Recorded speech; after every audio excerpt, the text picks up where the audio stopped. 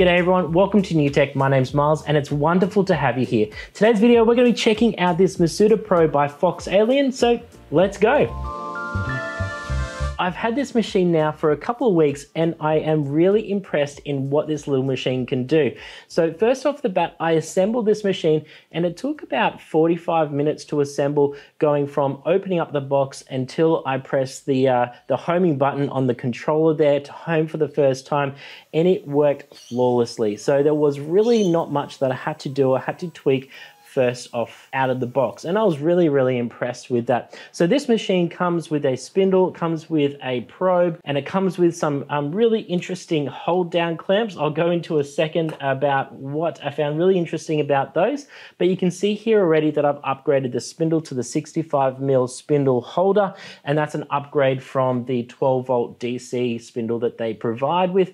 And I was able to do quite a lot with this tiny little spindle, and I was really surprised. But very quickly, I wanted to upgrade to the 65mm diameter on the Makita just because I could do a lot more. Now, some initial thoughts about this type of machine is that it's obviously made for a low budget machine, someone who's wanting to get into CNCing for the very first time and want the space and the ability to have a machine a decent size that they're able to do a couple of things on. I've seen a lot of people online getting into making guitars with this type of machine, which is just fantastic. Now, a couple of things that I'm not a big fan of is the belt-driven Y-axis and the Z-axis at the top. I just find that there's a little bit of play in the belt axis and it gets a little bit of vibration.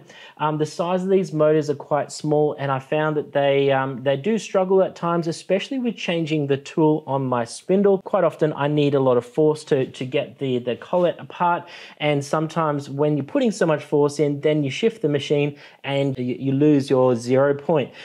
But that's actually quite an easy thing to fix. You just rehome the machine and then you're good to go. So there's a couple of things here that, even though that I wasn't a big fan of them first up, they are actually not an issue at all. There's always a workaround. Now, probably my biggest issue with this machine is the spoil board. Now, the spoil board, when I installed it, I knew straight off that it would be an issue, because when I installed it and I started to press down on it, I could see the flex within the spoil board itself, and it just had way too much play in it, and I could see that there was going to be so many issues when I started to mill different items. Now, I did find a fix for it, and it was actually an accidental fix. So they do send you with these hold down clamps, and they're these looks like an aluminium kind of L-shaped bracket, and they come with these screw clamps as well. So the idea is that in the spoil board here you have some threaded inserts which you can screw this down into, and it can hold the clamp down onto the material. Now, by accident, I thought, well, that's really strange, because they give you a turning head up here, but also give you a nut here. I wasn't too sure on how this was meant to be used. So what I ended up doing was taking the nut off the top and inserting this from underneath the spoil board. And what happened when I inserted it in here, that I realized very quickly that I could solve the biggest issue that I had about the machine, and that was the flex in the spoil board. So what I did was I wound it up all the way through as far as it could go, and then put the machine back down where it was no longer stopping the machine from dropping all the way down, so I could still freely move that. And now what I did was I just reversed the thread down and waited until it kind of hit the bottom, so the table underneath, and that's kind of wound down enough. Now, the best part about that is that now when I press the spoil board, there is no movement whatsoever. And now I can still go ahead and use this for my clamping. I can still use it to put my different materials down. So, you know what? I was really happy with this accidental find. I don't know if that's how they're meant to be used, but I certainly was really impressed in what kind of happened and how I was able to fix that. Now, when I was reviewing one of their other machines earlier on this year, I I had a lot of issues with the dust collection. I didn't have a dust boot for that machine at that time. So what I invested in some time is making a dust shoe for this machine. And I've created this, it's underneath there installed, but I did make a thicker version. And you can see the thicker version in some of the videos that I started to record. The idea is it's a bit like a clamp or a crab claw, but you just attach the vacuum hose in the back there and it can suck it through. Now, I did it in this design just because when I was filming for this video, I wanted you guys to see everything up front and see what it's doing, but also allow for the vacuum system to somewhat work, to somewhat hug the chips and the dust and collect that as I was going. And the best part about this, this vacuum system is that it can go with any spindle. So it went with the little 12-volt spindle. It also went with my Makita too. I didn't have to change out the diameter and the size. It kind of fits with whatever. So I was really impressed in what this can do and how it came together. So if you want to 3D print this dust boot for yourself, you can find the links down below. And you also notice that the top part of this is made with a flexible TPU, and the bottom is with PLA. Just stops it from getting caught on anything, and if it does get caught, that TPU will just flex and move out of the way. So it's not a bad one, but it's not probably the best one to collect all the dust, but certainly it's out there if you want to try. On to some of the cuts that I created with this. So first of all, with this smaller spindle, I used the sample piece of MDF that they gave you in part of this package to use, and this cut it out absolutely beautifully. So it's gone through fine. I believe it's about a 12 or 16 mil or something like that thickness. I first started with an engraving on the front. They do supply with some engraving end mills with this, and they're, I think, 30-degree end mill or a 15-degree end mill, but these work beautifully with that system, and it was super sharp, the engraving that could come out of it. So first off the bat, the engraving on this machine had no problems at all. Then I got into creating something a little bit bigger. So I went through and cut out a cube just for calibration. And this was actually really impressed me because it was only like a 0.01 millimeter out of whack to where it should have been. So I was really impressed with doing this full depth of cut, and I was really impressed with cutting all the way through the material. Now I did do about a 2 mil step down per pass, and that was about 800 millimeters per minute. So I was really impressed in its first ability to get through something quite thick. Now, doing this type of cut first off, I realized that this is a slow and steady machine. So this is a machine that you would only use if you have the time to get to know how to use it and to start cutting. It's not something that you would go for a high-end machine and you'd be able to cut through something in seconds. This is something definitely for your beginner, the one that you want to get just to get your head around the machining. Now, I did come up with a test file for engraving and milling on this machine.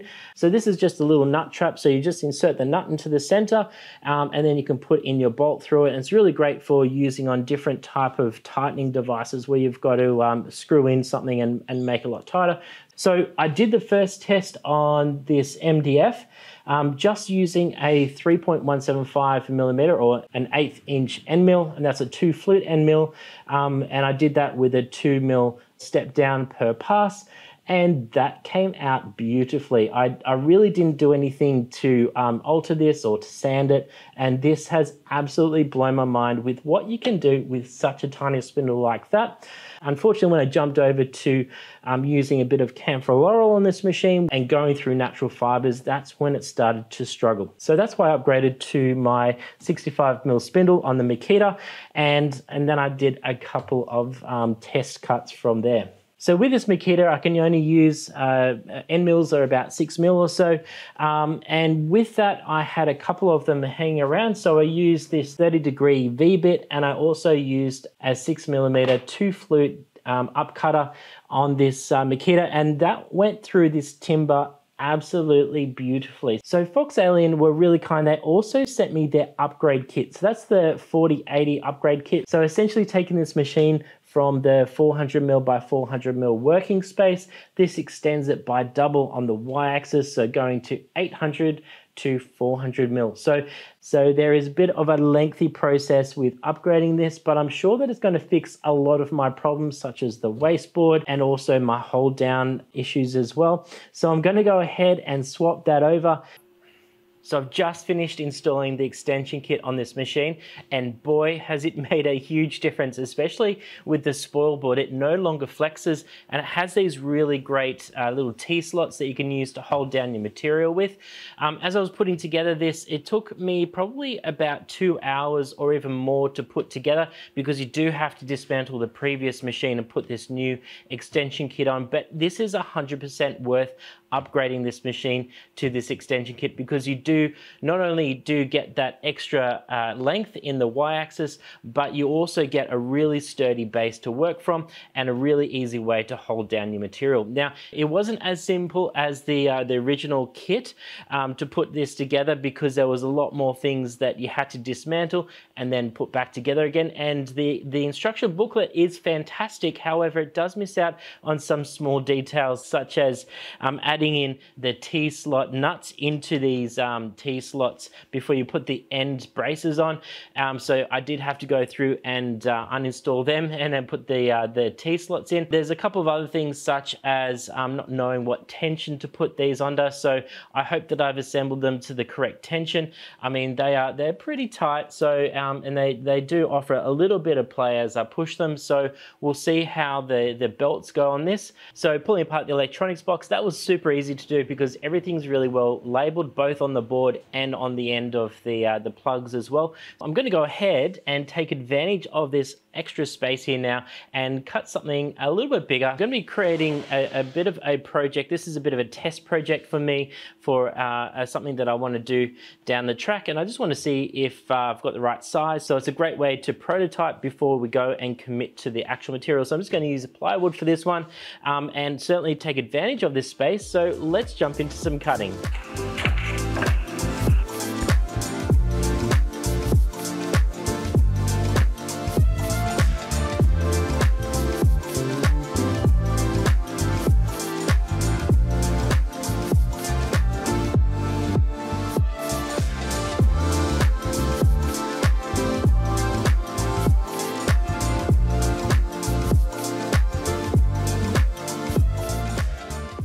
I finished my skateboard deck and it looks fantastic. Now, I only got about halfway through this skateboard deck with the machine before it started to do some drifting. So I ended up getting off the machine, finishing on the bandsaw, and then also the table router too. But it has come out really, really nicely. And thank you to this machine for being able to do what it can do. Now, I ended up removing my dust boot halfway through this because it was hitting those clamps. But you know, it was a great experiment for what it was, and certainly it gives me some really cool ideas on what to do and what not to do for the future. Now, FoxAlien will be selling their own dust boots for these machines coming very soon, and they will be released shortly, so keep an eye out if you have one of these machines, certainly to install one of those. FoxAlien also sell other types of machines, and ones especially that they have ball screws and linear rails, and they are more expensive machines, but once again, it depends on what you want and how much you want to spend. This is fantastic for beginners to get in there, to go slow, and that's one thing that I certainly learned very quickly, that you have to go slow on this type of machine, otherwise that you're going to cause some issues. I've really enjoyed playing with this machine, and I think that there's some really great potential. So if you want to find out some more information about this machine or any other machines that FoxAlien sells, go down to the links below and check them out. But I've really loved giving this machine a good crack, and it's had some really fantastic results in return. So if you've liked what you've seen today, please remember to give me a thumbs up, subscribe, and I'll see you next time.